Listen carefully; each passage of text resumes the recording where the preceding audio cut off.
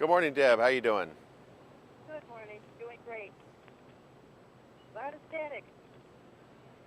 Founded in 1907, the LA Auto Show is one of the most influential auto shows globally and is the first major North American auto show of the season each year.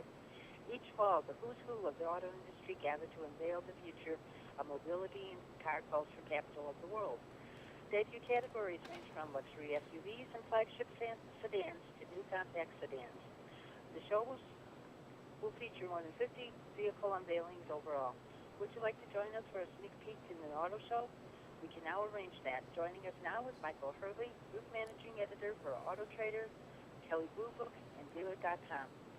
Michel, what do you anticipate to be the biggest trend in automobiles coming out of this year's show?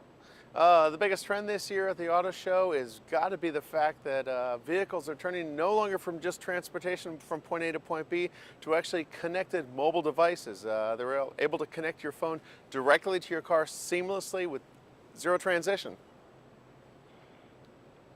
Are there any vehicles you've been hearing a buzz about this year? There's actually quite a bit of buzz. I mean, at the LA Auto Show right now, there are over 1,000 cars on display with more than 50 major debuts. Standing right behind me is the new Ford Expedition, making its 4th generation return. On the connectivity level, it has a Wi-Fi hotspot for up to 10 people simultaneously can use this thing. It's a 3-row crossover with a standard turbocharged V6. Even vehicles like the Kia Sorento making their return refreshed with more connectivity and new safety features. On the other end, you could take a look at the Hyundai Kona. That's a small car. Standard connectivity features include standard Apple CarPlay and Android Auto and a 7-inch touchscreen display. Now, on the other end, there's a car that just came out with Subaru. It's their biggest vehicle ever. It's called the Subaru Ascent, and they launched it with a team of dogs they called the Barkley family, which is pretty funny. But Subaru's got a long history with pets and their vehicles. It's also a 3-row crossover, seats up to 8 passengers, has a turbocharged engine, and every bit as durable and capable as every other Subaru they've been making for decades. What do you see as the future of the American auto industry? The industry is going autonomous. What that means is the driver is being kicked out of the driver's seat, but don't let that alarm anyone, because what it's going to allow the vehicle to do is to take over those tasks that nobody wants to do, to sit in a traffic, to drive your grandparents to the doctor.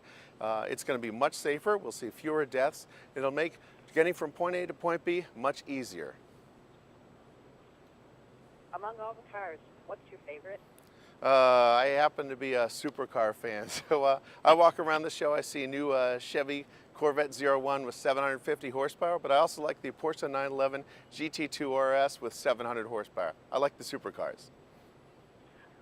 Can you give us any other insights into the auto show? You know, the biggest thing is you want to check out the auto shows because it's all the new trends, what's new and what's exciting. In the past, if you came through an auto show 5 or 6 years ago, a lot of the cars were bland. They were silver, they were gray, they were white. Today's auto show, a lot of colors. You have vibrant greens, oranges, reds, and blues. And it's one of those things that everything's changed and the automakers are trying to outdo each other. And what I always say is go to Kelley Blue Book's website, kbb.com, to learn more about everything that's happening today. I'd like to thank you for taking the time to talk with us today. Have a good day. Thanks for having me.